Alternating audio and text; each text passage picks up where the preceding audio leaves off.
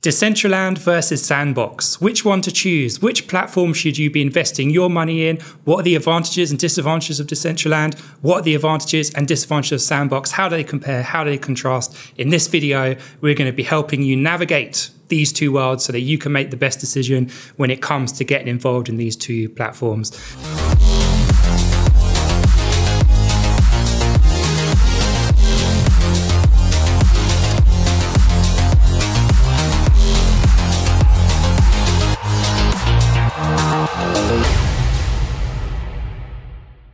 My name is Max Hanna, and I am our in-house metaverse expert here at Social Tree Global. And as always, I'm joined by my co-host, co-founder, some would say friend, perhaps, stretching it a bit there. But how are you doing today, James? Yeah, thank you, Max, for the intro. Yeah, and it's great to be here. As I said, Max is our in-house metaverse expert, and I'll be assisting in our quest into the metaverse with all things blockchain. So hopefully together we have a combined knowledge to navigate through some of these fascinating topics which we'll be covering over the next few months. Yeah, well, let's get into it and let's break down these two worlds. So before we kind of get into the worlds, I think it's always really important to look at the foundations, the founders. How did these worlds come into play? Because I think in the DNA of the founders, they really set the tone of the company in the world. So let's break down some of the these two worlds. So Decentraland came to mass market in 2020. Mm-hmm. It was founded, and I'm gonna bludgeon these names, but it was Ori Malich and Esteban Ordano. So they did an ICO in 2017, raised $26 million in the ICO. One of the few successful ICOs. Obviously, ICOs not a thing anymore. they were a thing, but they actually one of the few to successfully raise an ICO. The founders, interestingly, come from crypto backgrounds, and they're from Argentina. They actually met each other in a hacker house in Argentina. So that's where they kind of first met each other. And in Argentina, obviously, there's a lot of strict laws about what you can and what you can't do. And a lot of Argentinians very drawn to cryptocurrencies, a hedge against their actual their fiat currency. You know, a lot of ups and downs, and it was hyperinflation. The Argentinian currency has suffered massive inflation over the last decade. So I'm guessing it's a natural hedge for people to put their money into Bitcoin, so forth. Yeah, that is exactly it, and that's where they come from, a crypto background, and I think that comes a lot in the Decentraland, isn't it? That sort of crypto philosophy and almost like crypto bro philosophy at some points. And what's your thought about the founding principles of that? Does that resonate true in Decentraland, do you think? What does that kind of tell you and give the audience a steer when they're trying to invest in Decentraland? Is there anything to unpack in that? Well, I think Decentraland definitely is a blockchain. Fundamentally, it's almost putting the cart before the horse in the sense that what I get from Decentraland, it's a blockchain, and they're building a game on top of a blockchain. And even the statement that they're building a game on top of blockchain, I think is not quite true, really, because the game isn't built on the blockchain. The game is run on a server, and the actual mechanics of the game, I think, are actually very poor in many ways of Decentraland. If I can be completely honest with you, when you look at the daily users of Decentraland, it's just crypto bros and just finance people. So yeah, I'd say it is in the spirit of crypto bros. It's certainly not in the spirit of the wider gaming community. I think people will laugh Decentraland out of the house at any serious gaming community because it's just incredibly hard to use. So I'd say absolutely. It's almost. I'd say my opinion on Decentraland is it's a great experiment. You know, it's kind of a nice laboratory experiment, but it's by no means in any state to be seriously called a functioning metaverse platform where people are actually going to spend their time on. Yeah, I think the foundations for me and looking at the founders really comes across because you can see that their whole philosophy is about the decentralized sort of philosophy. Yeah. So they kind of set up like, we love crypto, we love blockchain. What if we can create a world that sits on top of the blockchain? That's what they were thinking. We can create a world that sits on the blockchain, decentralized. You own the land, you own the parcels and the plots, and that's what Decentraland does. You have parcels of lands that you buy. And coming into the Web3 spirit, that actually the users own this Web3, this new iteration of the internet. It's the users that own their parcels of land that have real equity in this world. And the Web3 sort of philosophy that it's not about central corporations, it's about decentralization. And Decentraland obviously have a DAO system, so they're trying to make it so obviously people vote on what you can and what you can't do. They're run by the Decentraland Foundation, so it's a non-for-profit foundation. So they say, I mean, they have $500 million in investment. In the foundation, they have $500 million to invest into the platform. Well, not anymore. I mean, I think probably a few months ago it did, but I doubt they have the same amount of now after what's obviously latest price action. But there's a couple of points there. I think that it's a noble message from Decentraland, but I don't think it's true at all. I think actually when you look at it, what are you buying when you're buying land in Decentraland? You're purchasing an NFT, which doesn't, as far as I know, looking at Decentraland, doesn't actually have any kind of legal protection anyway. When you buy the NFT, there's no actual legal process for you to actually have any ownership over Decentraland IP or Decentraland name. You're owning a receipt, or you're owning a redirect to in this case, it's not a JPEG, it's probably a link to some code which would say that you own this particular patch of land. Second point around decentralization, I mean, the game isn't centralized. It's actually run on a centralized normal gaming server, just very poorly. It's a very centralized server. They can turn that off whenever they want. What is decentralized is the payment layer, which they are using on top. But the actual game mechanics is not essential. It's not a decentralized game. And with those two things combined, there's massive red flags, because that isn't centralization at all. That's centralization with the kind of masquerade that there's a degree of centralization. And even getting into the third point, the community, so forth, the Web3 community who use it, it's literally only finance people and crypto bros who actually go on there.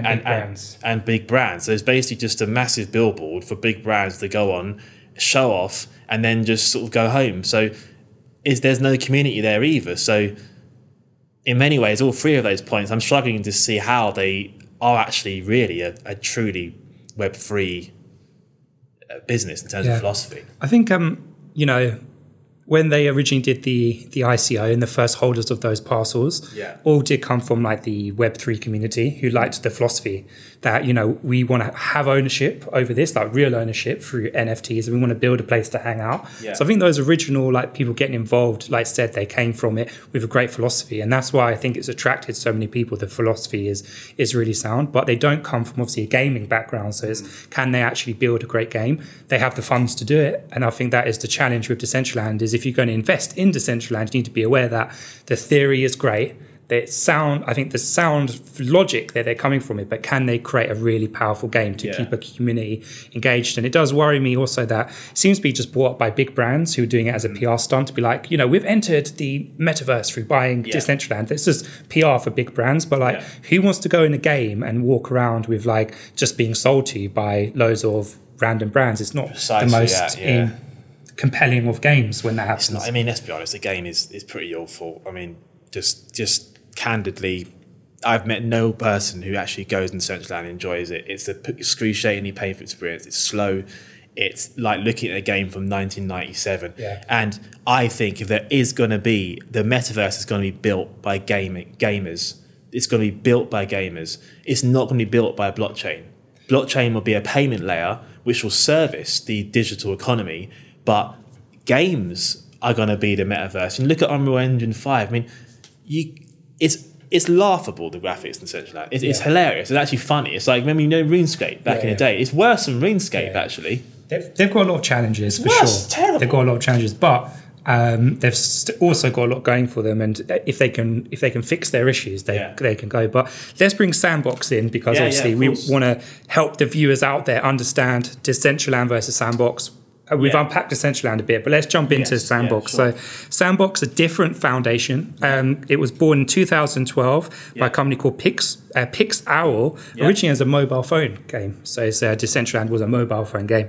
2018, it was purchased by Anumaka Brands. I believe they're based in Singapore. Again, if I've brutally massacred the name, I'm sorry. The old reading is what it used to be. So it's interesting. Sandbox coming from a gaming background, and owned by gaming, and I think that puts Sandbox in a great position because it's all about community building. As you know, if you'd follow me and James, you know that's what we're all about. And coming from a gaming background, they have the in-house expertise to know how to build games that keep people, because there's a science to it, isn't absolutely. it? That is the thing. So absolutely agree with you, mate. What does that tell you, James? Any thoughts about the difference in the foundations and the birth of these two companies? I think that's Sandbox is a great foundation. As I said before, I think gaming is the future. I think if you have a gaming method, if you come from a gaming background and your philosophy is gaming, expertise of gaming, I think that's going to make you in a much better position to actually build these platforms. Sandbox also has a lot more celebrity endorsements. Obviously, Snoop Dogg was massive Sandbox, but there's loads of people who are actually buying stuff. There is also, if you look at when you look at the average daily users of these platforms, which I think is really important, like who is actually playing these games. Sandbox does have a younger demographic of people who actually, I think, are playing it. Whereas Decentraland, it literally just has like a few people who I think, as you said, just bought some land and wanted good PR. Whereas Sandbox, I think there's a lot more potential with Sandbox. I absolutely agree with you there. Well, and just interesting, the market cap is about the same for both. So, well, I mean, it's probably changed now. Obviously. Probably. Obviously, we're in the time we're recording this, massive crypto markets and stock markets, very volatile. So yes, good point. As of today, it was 1.7 billion for Sandbox, 1.8 billion for Decentraland. As of today, if you're watching this a week later, they could both be bankrupt. I mean, Mana could have gone through the floor. You don't know, but as of today, that is the two market caps. But I think Decentraland have made some efforts in community building, and they are doing loads of events. They had Fashion Week, they're doing marathons in there, they're doing hunts. And when I've been in Decentraland, there are people there, like they do have people participating in these events.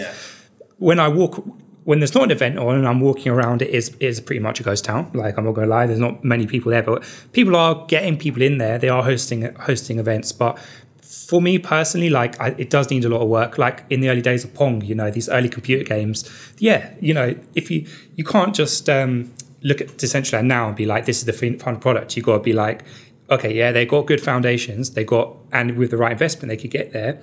Sandbox, again, they've got, I think the thing is, like Sandbox, Decentraland, if you weigh up, they are two different communities. Like Sandbox, a more younger generation who are attracted to the game. People are playing like Roblox and Minecraft and stuff like that. Whereas Decentraland is more geared up for a more mature audience. They actually started off doing a lot around gaming. A lot around gambling, actually. They had casinos where you could go in and gamble. So that was one of their early draws. So I think you've got a distinction in the age demographics of the two. But I think I wouldn't say that's a fair equivalence comparing Pong, because it's not really, because what they're trying to do is reinvent a technology which already exists. So I'd say it's almost like trying to build a car with two wheels when we've had cars with four wheels for hundreds of years. We already have established games. We have amazing online games. We have games with millions of players. We have games with brands and massive community love, like Nintendo, Pokemon community. You have I love, I've got a PS4 and I play a ton of games, but I don't play Fortnite, but Fortnite. All these millions of people playing these games with highly evolved graphics and community. So my thesis is, I think these projects are fundamentally putting the wrong thesis out to actually make a metaverse product. I think that the future will be a established, well-trodden gaming house or a technology company who will migrate a payment layer using blockchain to an established world which has millions of users. You'd have to put hundreds of billions of pounds into Decentraland to make it a viable game. It's the same as Sandbox. So I'd say in many ways these are great experiments on, I suppose, use cases for like, a test tube in a school lab of, this is really cool. I think the conclusion from all of this will be, I think anyway, that blockchain is going to find its use case as an amazing layer for payments and for decentralized payments and to exchange value over digital spaces.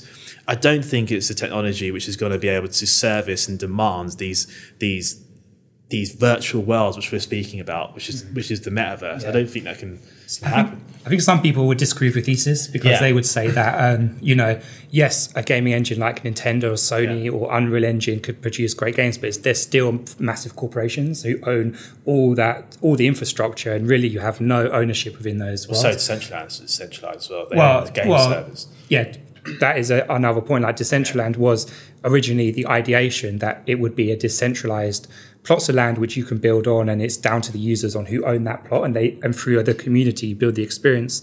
But the problem is obviously Decentraland, they actually had to move over to Unity because they couldn't actually build on the blockchain. You can't build on the blockchain. It's not sustainable to build any game on the blockchain because the blockchain itself requires, the proof of stake consensus, like Ethereum, for example. There can be decentralized applications being built on Ethereum, but we're still in like early days of this stuff. So I'd say that my thing is like the theory of the metaverse in terms of we're going to build virtual reality worlds, that's truly immersive worlds where we are like immersed in this completely, mind-bending experience. Is it going to come from a industry or technology which has had 30 years of experience, or probably 40, like decades of experience building the most realistic gaming engines in the world? Or is it going to come from a VC-funded experiment into a novel technology, which is blockchain, which is so far shown its main application for payment technology? That's kind of my thing. It's like I think like it's not realistic. Like we're kind of going down the wrong path, and actually truly, for example, Nintendo. Imagine Nintendo say, you know what, we're building the first metaverse in Nintendo. They put their energy behind Nintendo gaming systems where you have augmented reality Pokemon, and you have Pokemon Go, and you have your Ethereum-backed coin, which is you can store and you can go to another game. That's what I think the real growth play is in many ways. If Pokemon did that and you could have a shiny Charizard as an NFT, I mean, they'll go for tens of hundreds of thousands from nerds probably out there. But I think, back to Sandbox, Decentraland, obviously it's hard to just keep on topic of the two because it's such a wide ecosystem that you naturally have to bring in other players to understand both the platforms. But it's also important to look at the roadmap. Where are these companies going? And if you look at Sandbox, their roadmap, I think, from what I've heard, is a bit more defined. They are planning to be released on PlayStation, Xbox, so they've got a roadmap there. They're going to go to like mobile phones and stuff like that. So they've got a good. Trust me, the amount of Web3 projects who have amazing roadmaps and then overnight they evaporate into nothing. Like, we've got this great NFT roadmap. We're going to build this amazing game. Just invest now, and then they go and they disappear. So it's very. I've just been burnt. For me, I'm very skeptical of like. There's so much hot air at the moment with Web3 projects. You've got to be so careful. I think Sandbox, like they've got one of their main investors is SoftBank, and SoftBank, like they're not going to put this money behind it without a roadmap. And if you actually look at the founders coming from a gaming background, I think Sandbox roadmap does look credible, and the founders there look credible. I think Decentraland, on the other hand, that's what I mean. Decentraland, they're run by a community. They run by a decentralized non-for-profit community, $500 million floating around this community. Like, I don't think like the problem with Decentraland, like because Decentraland have a non-for-profit community driving the whole thing. They're like, and I've spoken to a few people in Decentraland.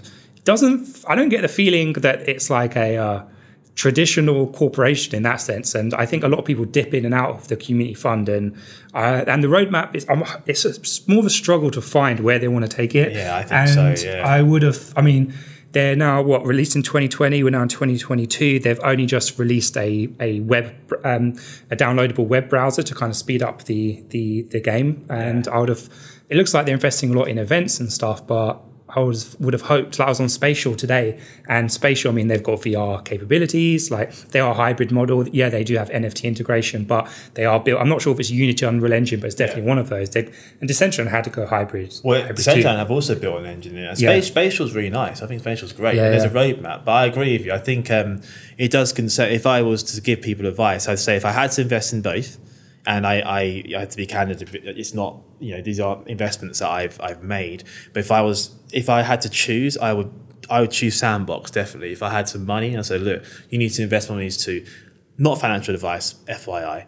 I would invest in Sandbox. But just because of the gaming background, the community, I feel very, very concerned, and I feel the spidey senses in me for Decentraland are going off. Okay, so in terms of the Decentraland versus Sandbox, you're saying if you're watching this video, you're looking to make an investment. Well, obviously not investment advice, not financial but advice. if you were candidly wanting to, but if you're thinking of not to invest, but just in general, Sandbox versus Decentraland, which one's better? Which one's got more going for it as a game, not necessarily investment? You're on the side of Sandbox. I'd say absolutely Sandbox. Okay. For me personally, I think that they're both got a lot going for them, and I think for me, I work with companies who their audience are a bit more mature. Decentraland do have a bit more of a mature audience. I think you saw HSBC by landing the Sandbox, which is great, but there are going to be loads of 10, 11, 12-year-old kids in there. I'm not sure they're going to be going to HSBC World. It's not like HSBC, I don't know, who they're hoping they're gonna trap. It'll be kids. No one.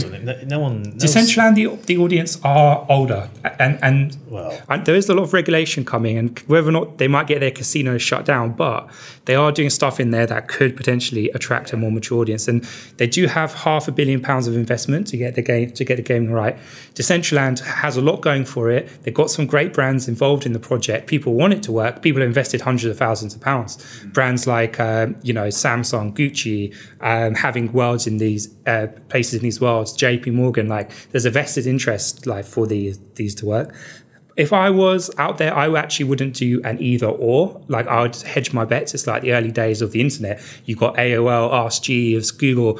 If I was getting involved in these worlds, I would hedge my bets, and I'll do something in Sandbox, something in Decentraland, because no one has a crystal ball. No one knows if these two will make it. So I wouldn't look at it as either or, but if you do have a limited budget, if you need to pick one, then I think it has to come down to your audience, because although Sandbox, I think, does have better foundations, a better background, their audience are younger. And if you want to attract, if you're like Nike and you're happy to go after young teenagers or, then I think fine, Sandbox, fair play. But if you're looking for older audience, like Smirnoff did something in Decentraland, Smirnoff, good move Decentraland, because if Smirnoff are going to Sandbox, they're going to be advertising to kids. So that is an issue that they've got there.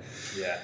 So that wraps up the video. I think there's a lot to unpack there, a lot going on. Make sure to like and subscribe to this video. Me and James can be releasing content every week, and if you are looking at the metaverse, looking at the players, the movers, and want sound advice, then follow the channel, like the page, and we'll see you next week.